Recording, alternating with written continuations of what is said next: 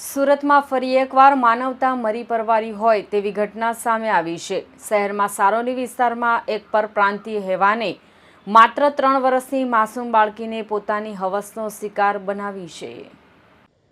આ ઘટનાની વિગતો મુજબ સારોલી વિસ્તારમાં નેચર વેલી હોમ્સની પાછળ આવેલી ક્રિષ્ના પાર્ક ઇન્ડસ્ટ્રીયલ એસ્ટેટમાં એક શ્રમિક પરિવાર વસવાટ કરે છે।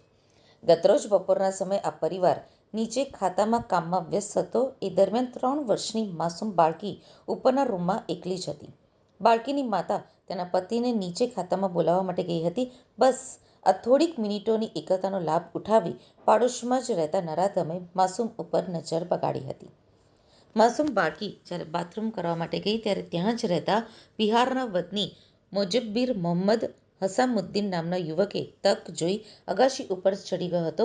નરાધમ બાળકીની પાછળ બાથરૂમમાં ઘૂસી ગયો અને બાળકીના કપડાં કાઢી તેના ગુપ્ત ભાગો સાથે ગંભીર શારીરિક અડપલા કરવાનું શરૂ કર્યું હતું।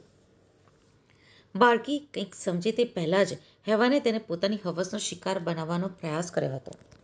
સદનસીબે બાળકીની માતા તુરંત ઉપર આવી પહોંચતા બાથરૂમના દ્રશ્યો જોઈ સ્તબ્ધ થઈ ગઈ હતી।